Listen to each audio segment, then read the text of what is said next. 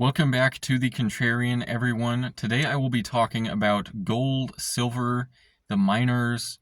Why has gold broken out? Why are the miners and silver lagging until now?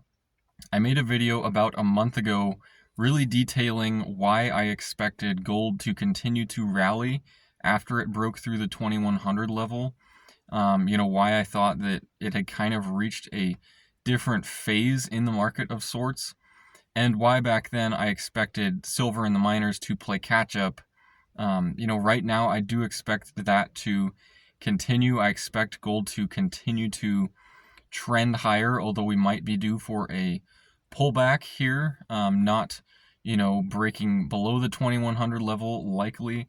But I do expect silver and the miners to have their time in the sun pretty soon. Um, really why gold is breaking out. I think it's just a lot of pent up reasons of sorts. Of course, we've had strong geopolitical reasons, strong inflationary pressures, a distrust in the dollar, the dumping of the dollar, and that whole narrative. We've had that going on for some years now, and gold bugs and others in the space have said, okay, well, all this going on, why is gold kind of stuck in a trading range, which it was for 3 years or so, from mid 2020 to mid 2023? Gold was stuck between around the $1,700 and $2,100 an ounce level. There were times when it would, get close to breaking out. It looked like it might be there, and then all of a sudden, it'd be back in that trading range again. And I will say that I myself previously was not 100% in the camp of, the COMEX market is manipulating the price of gold and silver. They're manipulating the price because they don't want the dollar to go higher. I will, however, say that, going from where I previously was, being skeptical of the whole manipulation and narrative, now it does kind of appear that a dynamic in the gold and silver COMEX markets is different. We're no longer seeing these strong, morning volumes of selling, very high peaks in selling all of a sudden that we were previously seeing. Previously, when gold would approach the 2100 level or, anywhere close to that, you would begin to see large sellers stepping into the market, dumping, COMEX, paper gold, paper silver, these contracts not actually tied to underlying physical metal. And so those, there were a lot of gold bugs saying that, this is manipulation. The government's manipulating the price of gold and silver. They do not want it going higher. I was skeptical of that view. I'm not going to go 100%, saying that the COMEX market was rigged or it still is rigged, but, just seeing that dynamic change in the last 2 months is pretty noticeable. It is very noticeable for someone who pays attention to the market. Just how it typically was behaving for the last 3 years has seemed to be significantly different in the last 2 months. Gold has rallied. It's had, 5 or 6 days in a row where the price of gold will go up, 1% each day, where in the past, gold might have 1 or 2 days like that, and then it would correct and, see a lot of selling pressure. Now, maybe a lot of this is just market dynamics playing out of, those who were long gold kind of trading it when it was in that range, between 1700 and 2100. Maybe a lot of that selling was actual, just free market participants selling.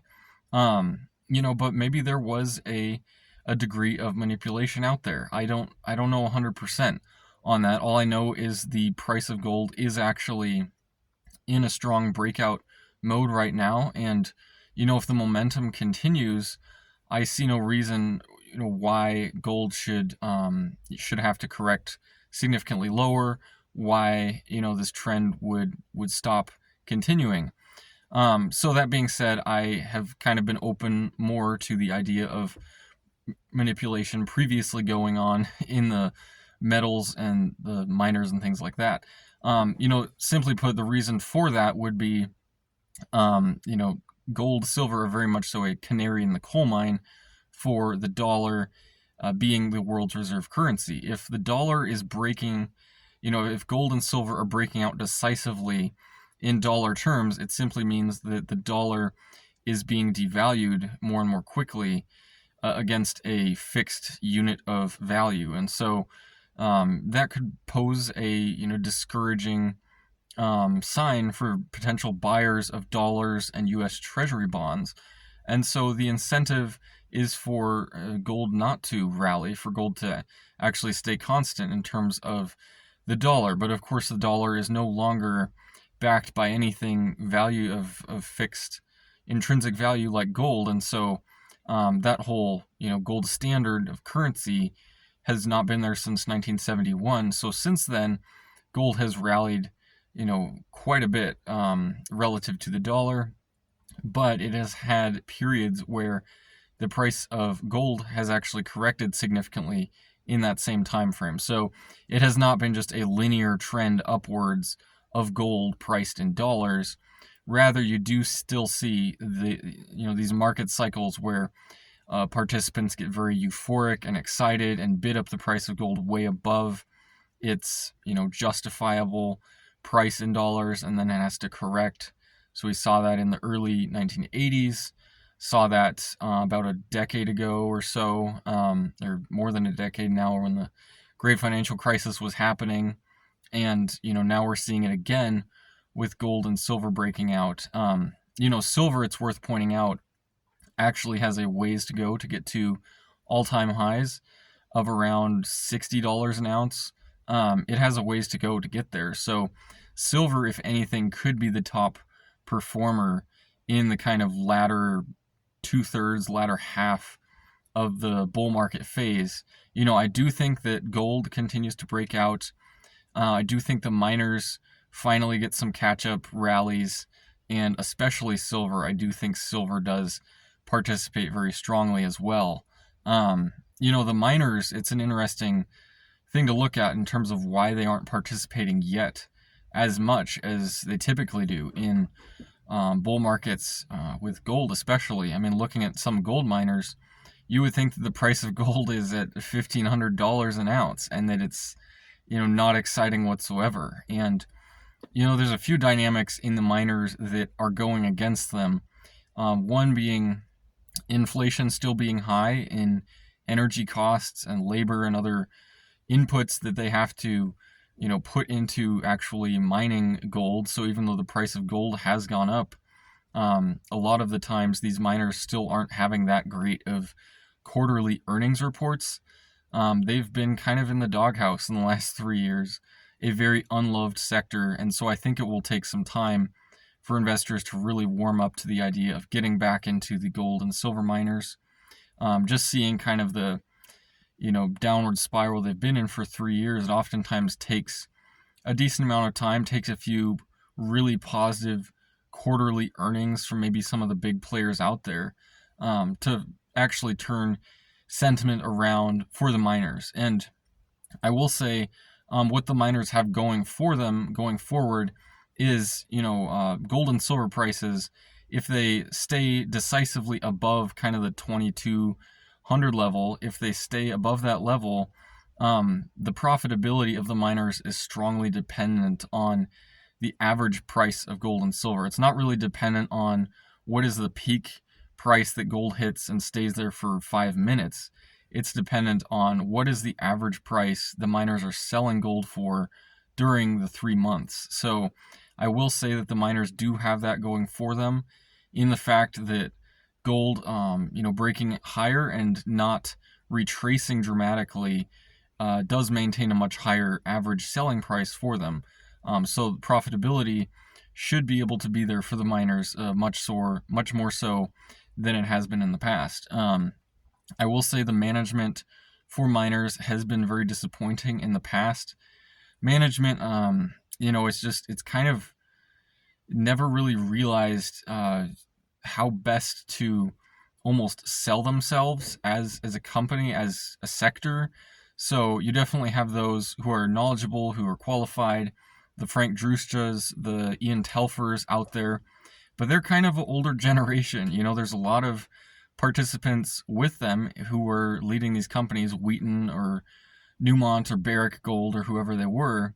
There's a lot of these executives who retired or who have passed away at this point who did lead these miners during these prior bull cycles. So I do think that we're going to need to see some new leadership come into this sector, some younger blood, who just can get a newer crowd of investors excited about the miners, excited about the gold, silver, precious metals complex.